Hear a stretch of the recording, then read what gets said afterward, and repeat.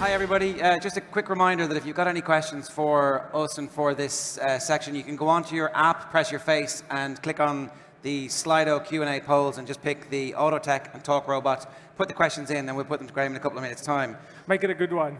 Yeah. Go fast.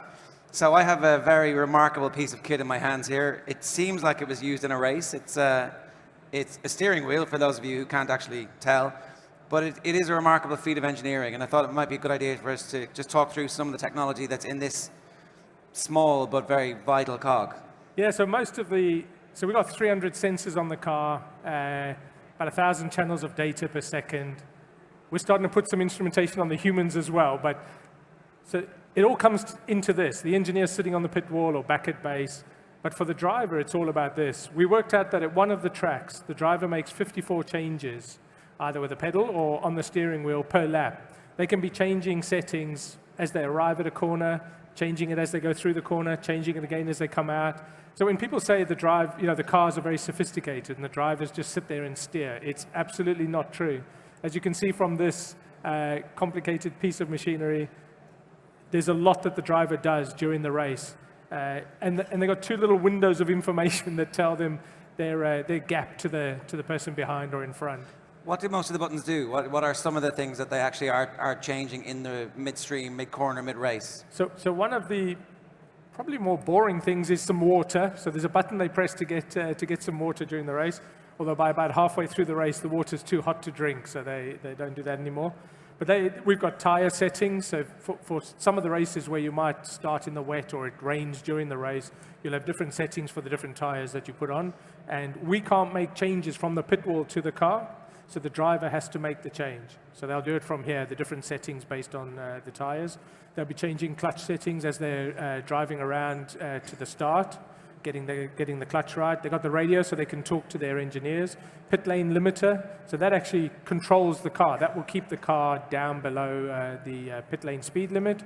So all sorts of things that they can affect from here. They've got up and down, they've got the clutch, and it's the same on both sides, because if you're doing an anti-clockwise circuit or you're going through a corner, they need to be able to change. The questions are flying in, and they're actually coming good. in already. So I'm going to start with one of them here. How likely are we to see Formula One shift its way to electrical cars? So the car now is already a hybrid. It's a V6 turbo. This season, we've been setting the fastest ever times in Formula One history. That's not just a V6 turbo, right? There's two energy recovery systems, one that takes heat and one that takes the energy from braking, and the drivers can use that to give them a boost of power during the race. So we're seeing them already moving towards electrification. So how likely are we to see it to be full electric? I'm not sure. There's an electric series called Formula E, which is one of the customers that Williams work with. So I'm not sure that Formula One is going that way in the medium term, but in the longer term, who knows? The engine is much smaller now than it used to be, and it's producing faster speeds because the technology has improved. Because of the technology, because of the energy recovery system. So instead of just putting more fuel in and making the engines bigger and bigger, it's all about energy efficiency, actually. That's where you get your performance from. That energy efficiency is interesting because that's some of the other projects that you're applying to the real world.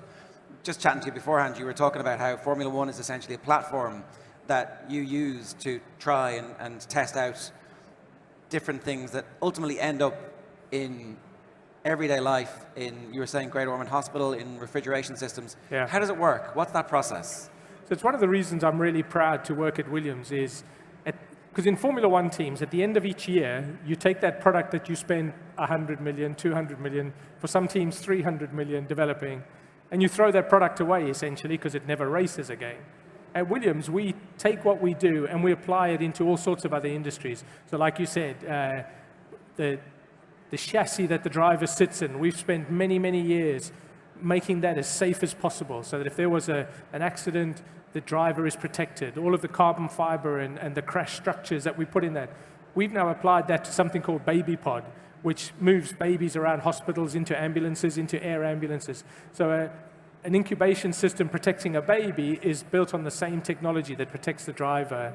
And I love that. And the rear wing of a Formula One car, which is all about efficiency and getting the car down and using less of the fuel, We've taken that same concept and put it in fridges in supermarkets to help keep the air inside the fridge. When you walk into a supermarket cold aisle, why is the aisle cold? The cold air should be in the fridges. And so we've applied this technology into other areas. The other thing that obviously Formula One has long been accused of would be the high octane is, sexy and glamorous, but it was also gas guzzling and not necessarily helping the environment. But actually, the technology that you guys are using and developing with other brands as well is actually very forward-focused and very trying to become environmentally sound quickly. I think the days of Formula One just burning fuel for no reason, as we saw some seasons where the cars would circulate just burning off fuel so they could do one fast lap, those days are over. We're now applying what we've learned about hybrid technology into road cars. So our first project was the Jaguar CX-75, fantastic car. Jaguar said, we want a car, and this was in 2010, we want a car that has the performance of a Bugatti Veyron, the emissions of a Toyota Prius, and the range of a Chevrolet Volt. So it goes bloody quickly, but not for long, right? And we did it within 18 months, and we built this car for Jaguar. And then we started to take on other customers and help them with their electrification.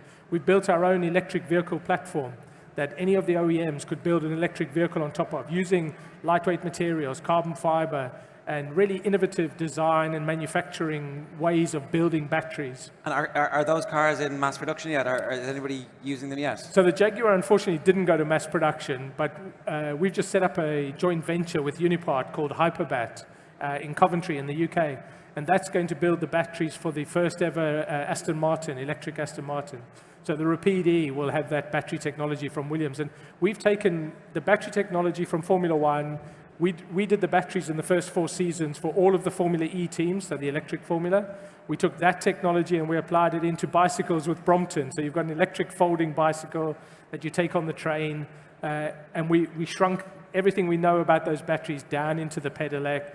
Couldn't be very heavy, and a lightweight battery that you can take off when you get to work or you get home. So we've applied that into those areas, and now we're going into more mass production cars as well. So big car manufacturers are happy to work with Williams because you guys have been spending the millions and millions in development, and you also have a really very fast way of iterating the technology. I think it's the IP that we either own ourselves or we jointly develop with them. Or it's that way of working. It's that Formula One ethic of, you got 2 weeks to change the car. Every season we replace the product entirely. So aerospace might take 10 years to produce a new aeroplane. Motor manufacturers are typically 5 or longer before they'll bring out a new vehicle. We're doing that every year to a whole new rule base that means it's a very different car year on year. So in some ways, if the big auto manufacturers have been slow to try and deal with what's coming from Tesla, they can actually come to you and say, well, can we have a look at your platform? We might be interested in building on it. I'm not sure if they've been slow or just, it's actually very complicated what everyone's trying to do. And I think they can shortcut that process by working with someone like Williams, who has all of that expertise. Because I really think that sport and motorsport drives innovation. So we built a hand bike for a Paralympic athlete, Karen Dark, for the Rio Olympics.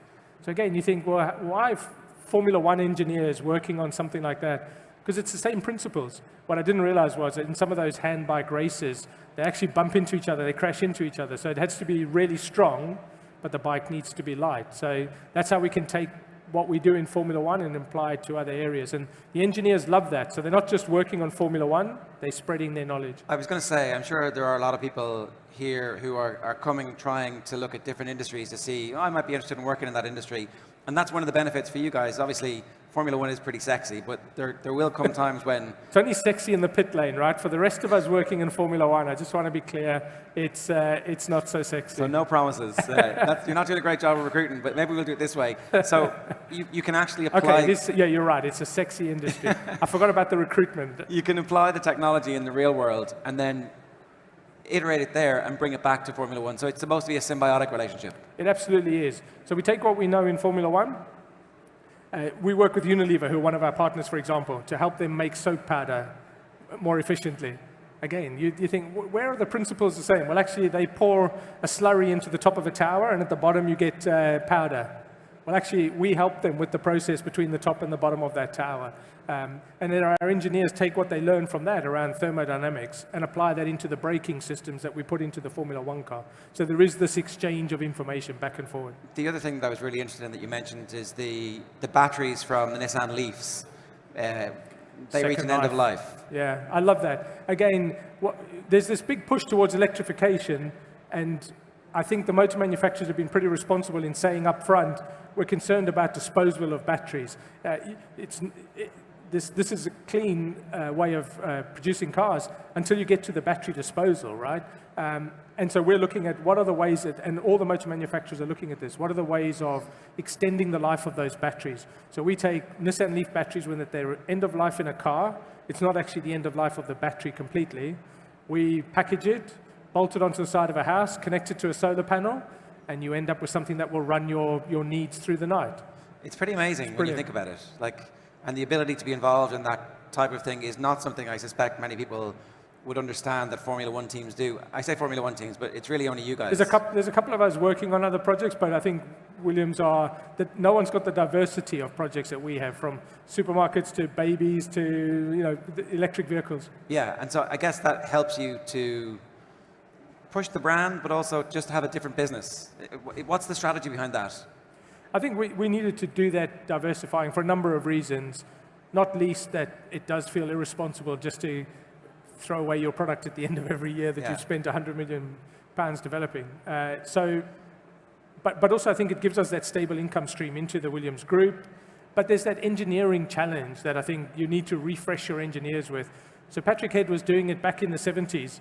In the quieter period, and there isn't a quieter period anymore in Formula One, but in the quieter period, he would get the developers and the designers working on all sorts of other projects outside of Formula One. So it's something that they've done for a long time. Okay, a couple of more questions here.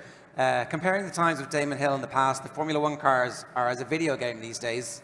What do you expect in 10 years? Will the driver still sit in the cockpit?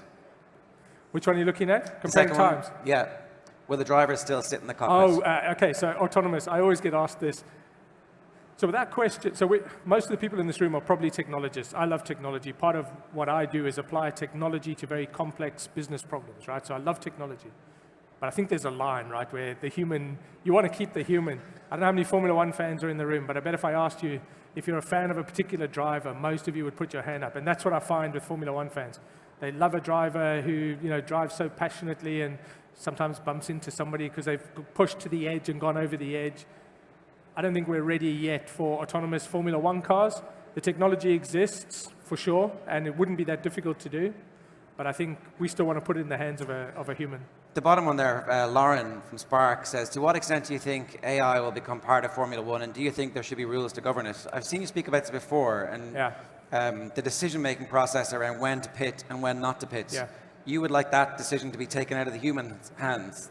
So I've got to be careful if I say it in front of our engineers or not. But yes, AI, I think if it's not there already very soon, and I've predicted that by 2020, we could have a pit stop without any human being involved in the decision-making of that process.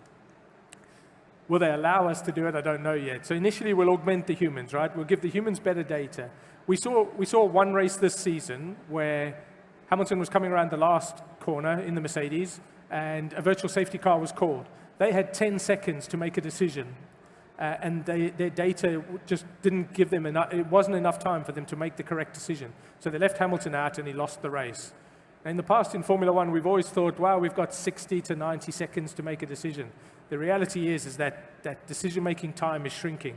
So I think AI will initially augment the humans, give them better information more quickly, but ultimately we'll be able to take some of the human decision-making away. So the algorithm... And should there be rules? I think in a Formula One context, it depends how far you go. If you went into the car and you started putting AI into the car instead of the human driving the car, then I think there absolutely should be rules. But other than that, there's enough rules in Formula One, right?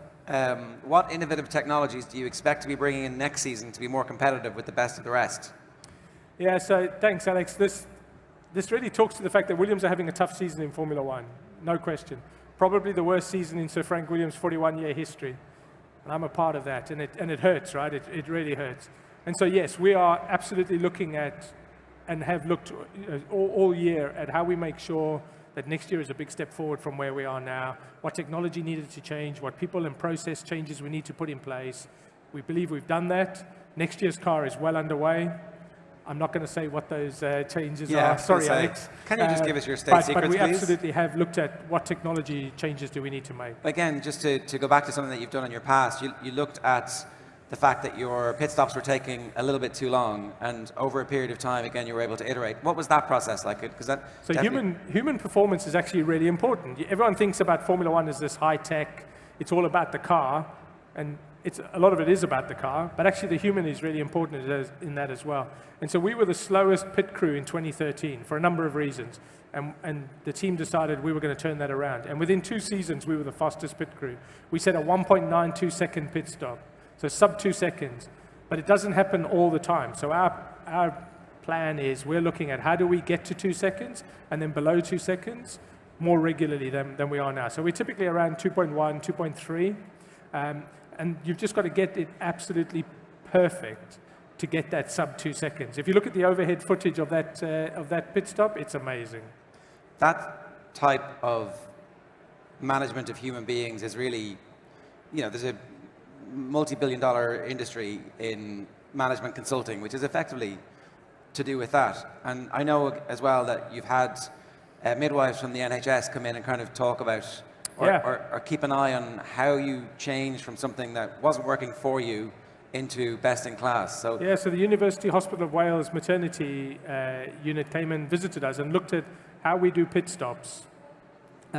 And at the time, we were re-evaluating everything we did, the whole orchestration of a pit stop. So the guys were allowed to sit wherever they wanted in the garage, and then they'd cross over each other to get to the wheel gun or the wheels. So the whole orchestration of that pit stop was looked at. So now we know where they're going to sit. They've got exercises that they do to get themselves into the zone before they go out for the pit stop. And the University Hospital of Wales looked at how we lay out the car, where everybody is, the kind of tools that they use, the communication that happens, and they took that back into the maternity unit, which was brilliant. Yeah, that's, I think, one of the things, again, that people are going to be very interested in, that Formula One isn't just this isolated bubble, that actually it is kind of seeping into our everyday lives in a way that we don't really understand or know about. Yeah. Last question there was a good one, which has actually disappeared. Is Formula One an art? Is Formula One an art? An art? Yeah. Is Formula One an art? I'd question whether it's even a sport sometimes, right? It's a crazy business, and I think, is it an art?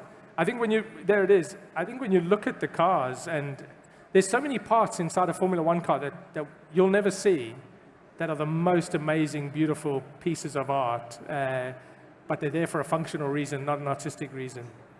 I've never been asked that before. I need a better answer for next time. There you go. That is a good question. The magic, the last one then, we do have time for one last question. Do you think the sport has lost some of its magic with traction control and all the high-tech features incorporated in cars? So I think there was some concern by the governing body and also by the fans that the cars were becoming too sophisticated, and that launch control and traction control and those kind of things, the driver aids, as they called them, were doing too much of the driving, and so they took them away. I think we're seeing that the cars are just as difficult to drive now as they ever were, that it's still all about the human driving the car, getting the best out of their technology. I've heard Sir Jackie Stewart ask that question, would the best drivers in your day still be the best drivers now? And he said yes, because you still, the reason Lewis Hamilton has been so successful over the last few years is he has something extra above some of his teammates from the past. Yeah. Graeme, it's been fascinating. Thanks so much. Graeme Hackland, ladies and gentlemen. Thank you very much.